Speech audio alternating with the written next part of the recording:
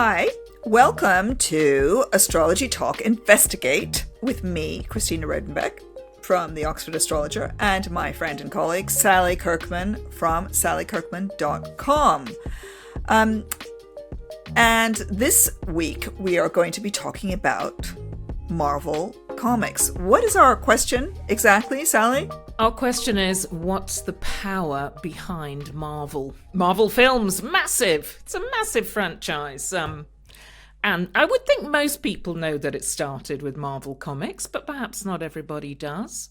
And it's been going for a long, long time, hasn't it, actually? I mean, I know it's like, there's the movies are just mega now.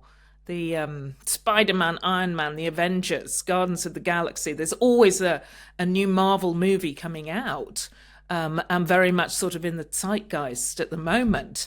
But it started a long time ago, didn't it? 31st of August, 1939 is the start date that we have in New York, New York.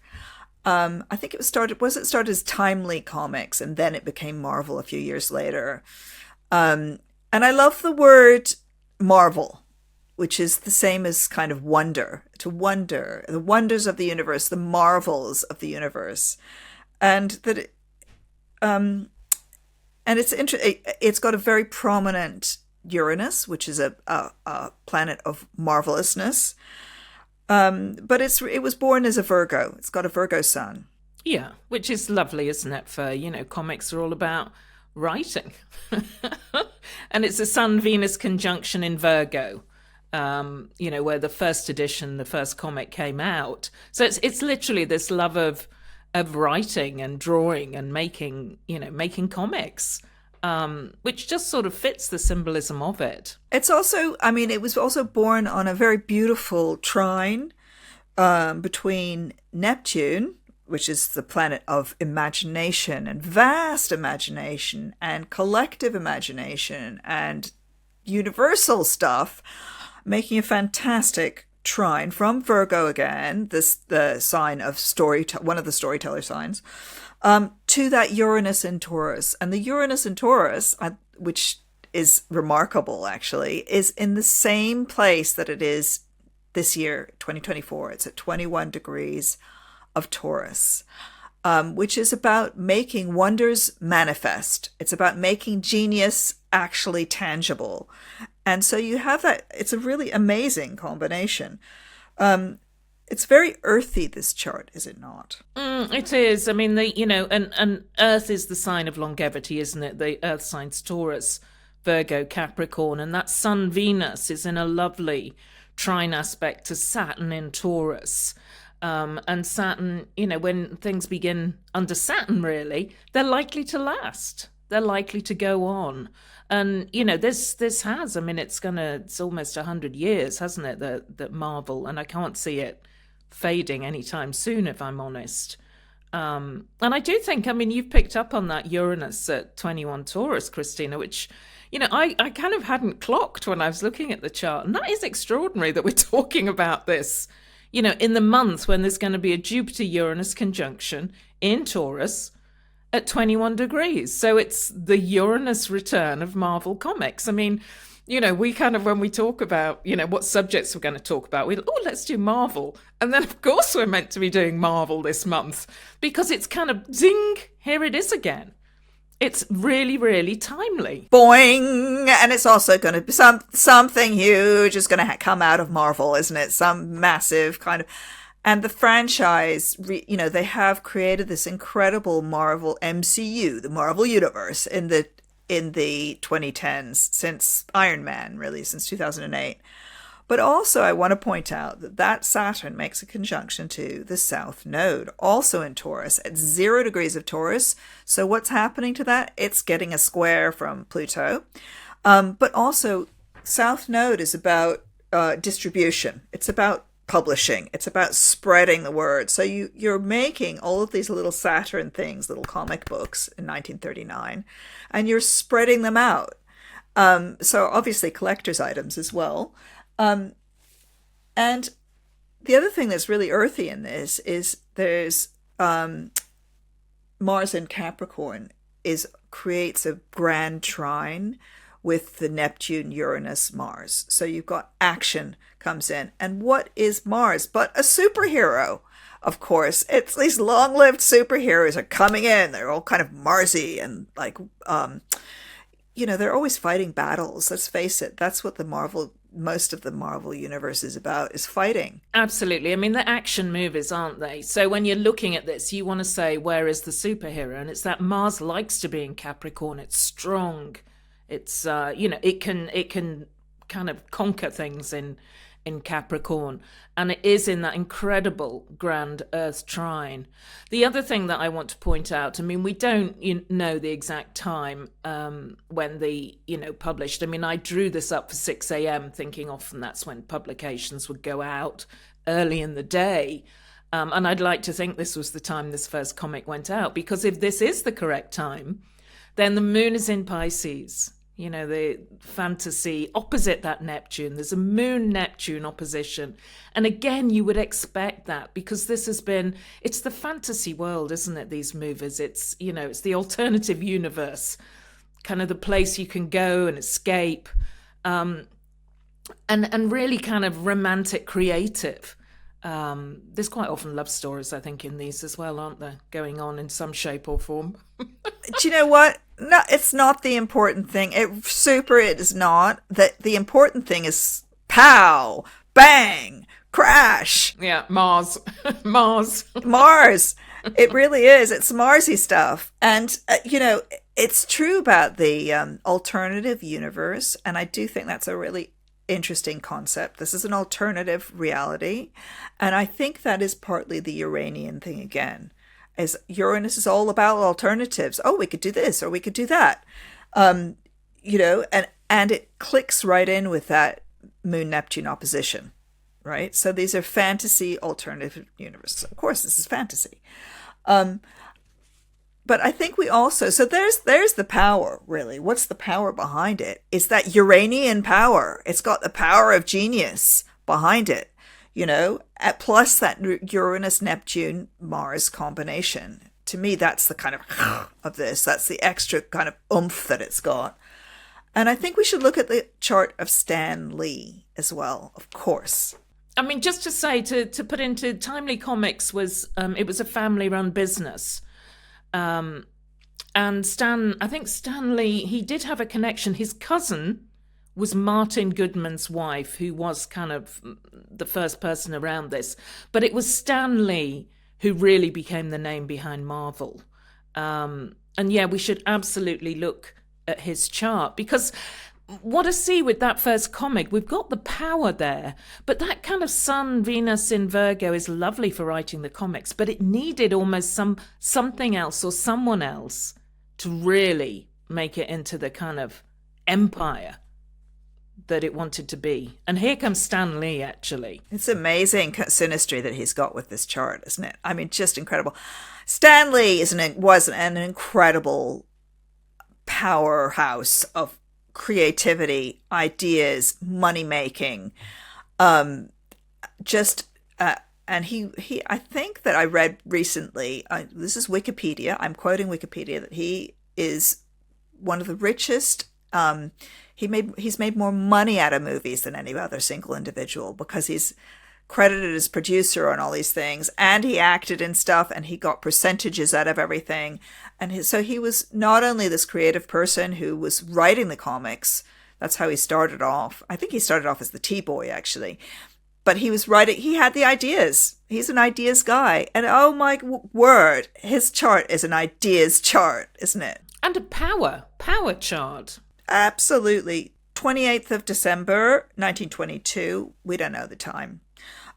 New York again. So he grew up in great poverty, didn't he? He was poor. He was born poor, and ended up super wealthy, which is so interesting for someone with a Pluto Sun opposition, right? You go from one thing to the other. And it's through really hard work. He loved work, right? So Capricorn. His Sun is in Capricorn. He loved work. But what I really notice about this chart is the conjunction of Uranus and Mars. I mean, and it's not just, the Mars-Uranus, yeah, we've got that Mars-Uranus conjunction. So is that the action hero again, that Mars in Pisces now, very creative, but next to Uranus, so inventive, so innovative. And it's not just on its own, that Mars Uranus conjunction. There's a fantastic, it's actually a planetary pattern called a kite, because there's a grand water trine, Mars Uranus in Pisces, Jupiter in Scorpio, Pluto in Cancer, all connected to that sun in Capricorn, the empire builder. And it's the most fantastic, powerful combination. I mean, kites are really interesting planetary patterns, and at their best, they allow you to fly high like a kite. I mean, there's something, you're on a trajectory of success, and the apex of the kite is this sun in Capricorn. I mean, that lovely, the comics, which we can see in that Sun, Venus, Virgo in the original chart, they needed someone who could build it into an empire. And Stan Lee was the man. I mean, he really was the man. It's an incredibly powerful chart, in my opinion, and big ambition. Jupiter, Pluto stuff is often about big wealth, big power. Really, really strong, powerful, go-getting. And that's what was needed to take it to kind of the next level. Yeah, and it's the power of imagination. That's what he had. He had imaginative power. And that's this conjunction of Uranus and Mars in Pisces. And as we were saying before, it clicks in with the genius possibilities of the Marvel Comics chart itself. And probably he has it on the moon of that Marvel Comics chart. So he's making conjunction with the moon. The other thing is, I mean, the grand trine in water is fantastic, right? But grand trines can go kind of just float around if they're in water. It's because it clicks in with his earthy Capricorn sun, which has got ambition, which has got strategy, which has got drive, which writes the contracts, So and that Capricorn sun fits in with the earthiness of the other chart, of the Marvel Comics chart. So they're singing together really, really well, these charts. So he's bringing in that imagination and that boundlessness. And Marvel Comics, actually, one of the things about having the fact that it has the sun in Virgo means there's a certain level of perfectionism. They're quality products. I mean, I know it's pulp, right? This is pulp stuff, but it's quality pulp stuff. The drawing is great in those early in comics in general. I love comic books, but the drawing is great. The graphics are incredible. I can take or leave a lot of the stories, but it's amazing the teamwork that goes into those. And Stan Lee did stuff like he made sure that everybody was credited, and he made it really personal. So he has this sense of he's very good with like the collective imagination, I think. Yeah, and I like also that. And this was the thing with the comics. I mean, Marvel had a crisis in the 1990s, and that's when they started selling the comics, because comics were, they weren't as popular as they used to be. So they had to do something else, and that's when they started selling the film rights to the characters. It was the film rights to the characters. And I love that, Stan Lee's chart, he's got that Sun-Pluto opposition. And Pluto is so often the survivor and can kind of reinvent itself, be transformed into something new. So it was this, it was from comics to films. And then it became this really powerful franchise. And just to say now, it's they are quality. The movies too are quality. I mean, a lot of them now are up for Oscar nominations as well, for visual effects and different things.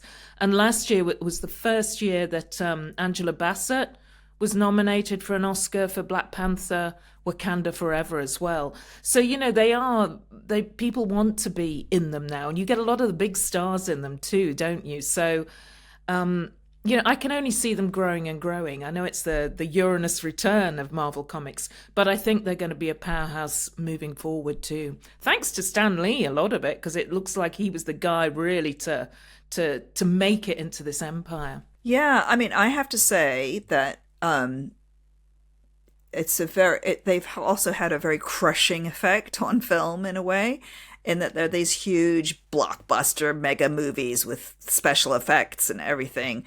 But these are not explorations of the human condition in a subtle and sensitive way, particularly, are they? They're just massive archetypes battling it out. I have one more thing to say about Stan Lee, which I find this really interesting.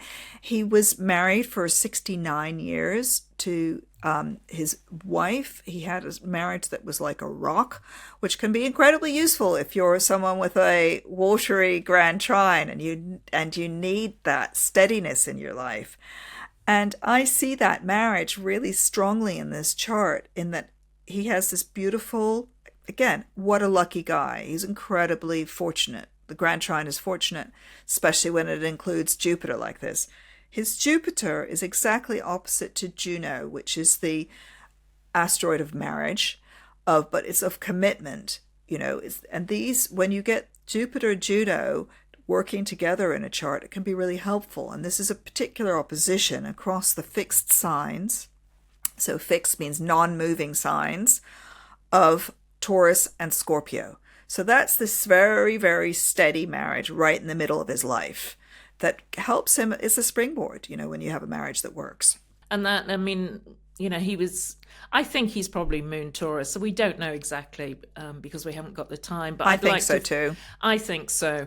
And I think that Moon is probably closer to Juno and picking up the opposition to Jupiter. And that's, that is the rock in his life, isn't it? The woman who was there throughout. And if the Moon's in Taurus, then it clicks in with the whole Marvel Comics chart. He would have had it on the South Node. Good. Okay. What's the power behind Marvel? Stan Lee. Stan Lee.